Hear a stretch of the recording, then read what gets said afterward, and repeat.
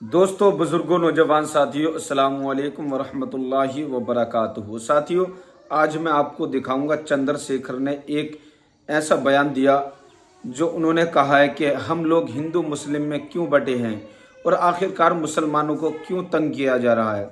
साथियों, हर किसी की आस्था है और उस आस्था को क्यों ठेस पहुँचाने की काम किए जा रहे हैं। तो साथियों, एक वीडियो ऐसा उनका तेज़ी से काफ़ी वायरल हो रहा है।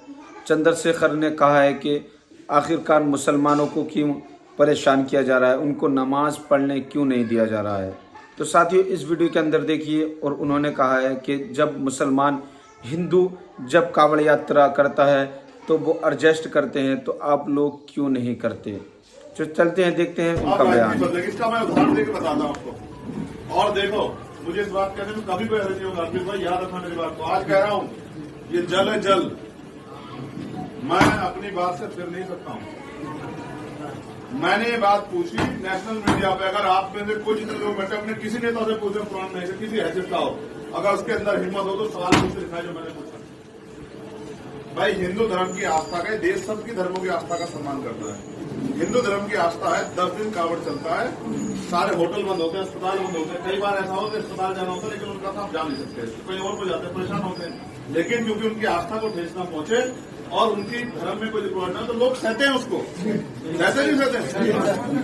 लेकिन 20 मिनट अगर ईद वाले दिन नमाज हो रही है तो कह रहे होने नहीं देंगे, ये भाई पढ़ो, ये भाई पढ़ो। आप मुझे बताओ, ये सामूहिक होती है, ईदगाह पे होती है, तो सब लोग इकट्ठा होते हैं, तो कह रहे नहीं, करने नहीं देंगे, करने नहीं देंगे, ये हो जाएगा, वो हो जाएगा। तो क्यों? ये क्या देश एक ही धर्म का है? क्या दूसरे धर्म के लोगों की इज्जत नहीं है? क्या उनका सम्मान है? उनकी कोई इज्जत नहीं है? क्या उनका कोई आस्था नहीं है? तो सब नहीं जानते ये बात गलत है, लेकिन किसी की हिम्मत नहीं है। किसी को बुरी लगी, हिंदू धर्म के किसी व्यक्ति को बुरी लगी ये बात। अगर 20 मिनट उनकी नमाज के लिए व्यवस्था हो जाए, 20 मिनट को अगर रास्ता बदल जाए, किसी को बुरा लगेगा। और अगर कोई कहता हो हिंदू धर्म को मानने वाला व्यक्ति कि भाई मैं इससे सहमत नहीं, तो वो भी अपने धर्म के साथ नहीं है। क्योंकि अगर उनका मजहब ये सिखाता हो कि किसी दूसरे को परेशान करके या उसको पीड़ा देकर खुश हो, तो ये मैं नहीं मानता इस बात को।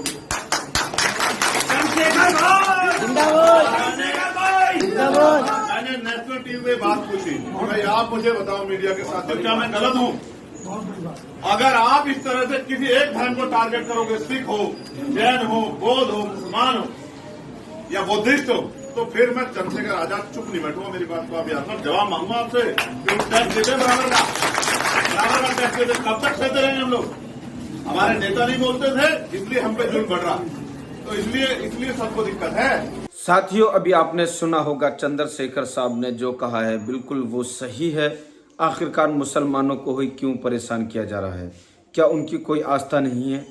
आखिरकार मुसलमानों की क्यों टारगेट किया जाता है? यहाँ सबको जीने का अधिकार है। जब मुसलमान कोई भी शख्स एडजस्ट करता है, जब कावड़ यात्रा निकलती है, आपने देखा होगा जब मुसलमान या कोई भी शख्स उनकी आस्था को कोई ठेस नहीं पहुँचाता, 10-10 दिन लोग परेशान रहते हैं, फिर भी कोई कुछ नहीं कह पाता। तो आज मुसलमान अगर 10 मिनट की नमाज़ पढ़ता है तो आपको क्यों तकलीफ़ होती है? जो चंद्रशेखर ने कहा बिल्कुल सही है। आखिरकार मुसलमानों को ही इस देश के अंदर क्यों टारगेट किया जा रहा है? साथियों, एक बहुत बड़ा सवाल बन चुका है, जहां पर बात चलती है सिर्फ मुसलमानों की। सोशल मीडिया पर देख लो मुसलमान, हर जगह देख लो मुसलमान या मुसलमानों की नमाज को लेकर बड़े बड़े बयान आते हैं। उधर बुलडोज़र बाबा अपना बुलडोज़र का काम कर रहे हैं और दूसरी तरफ जो पब्लिक है वो मुसलमानों को टारगेट कर रही है। तो साथियों, मीडिया वालों ने जो आज हाल बना रखा है, जो चंद्रशेखर साहब ने बताया है कि मुसलमानों को ही इस देश के अंदर परेशानी क्यों है, उनको दिक्कत क्यों दी जा रही है। साथियों, जब संविधान के अंदर है, हर कोई अपनी इच्छा से जी सकता है और जिसका जहाँ मन करता है वो वहाँ कन्वर्ट हो सकता है। यानी कि चाहे वो हिंदू धर्म अपनाए, चाहे वो मुस्लिम धर्म अपनाए या सिख धर्म अपनाए, आपको उससे क्या दिक्कत है? जब हमको ये अधिकार संविधान ने दे रखा है तो आपको क्या प्रॉब्लम हो रही है? तो साथियों, ये बहुत बड़ा सवाल बन चुका है।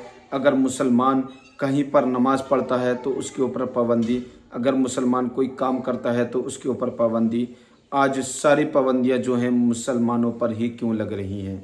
साथियों, अगर मुसलमानों पर पाबंदियां लगती हैं तो दूसरे धर्म के लोग हैं उन पर भी पाबंदियां लगनी चाहिए। जिस तरह से आज मुसलमानों को नमाज को लेकर बहुत बड़े सवाल उठते हैं कि मुसलमान बाहर नमाज नहीं पढ़ेंगे, लोगों को दिक्कतें होती हैं, परेशानियां होती हैं। आप एक चीज़ भी देखिए, जब सावन का महीना आता है, जब कांवड़ यात्रा होती है, तो उस वक्त एक एक महीना लोग परेशान रहते हैं। यहाँ तक कि जो चंद्रशेखर ने बताया कि लोग पढ़ने के लिए स्कूल भी नहीं जा पाते, कुछ लोग हॉस्पिटल नहीं जा पाते, उनकी ऐसी घटना हो जाती है, वहीं पर मौत हो जाती है। तो कुछ वजहें आपके अंदर भी हैं, जो कमी है उनको भी आप सुधारो, तभी दूसरे लोग भी सुधारेंगे। तो साथियों, अगर ऐसा करना है तो आपको सभी को एक साथ लेकर चलना पड़ेगा और सभी को समझाना पड़ेगा आपको किस तरह से चलना है, क्योंकि किसी का धर्म ये नहीं सिखाता कि आप मेरी वजह से किसी गरीब को या किसी को तकलीफ़ हो। कोई भी धर्म का हो, चाहे हिंदू हो, सिख हो, ईसाई हो, हर किसी का धर्म ये कहता है कि आप हमारे लिए इतना कर दीजिए, कोई गरीब है उसको परेशानी ना हो हमारी वजह से। अगर आप खुशियाँ मनाते हो, चाहे कोई भी त्यौहार हो, खुशियाँ मनाओ, पर गरीब को परेशान कर कर मत मनाओ।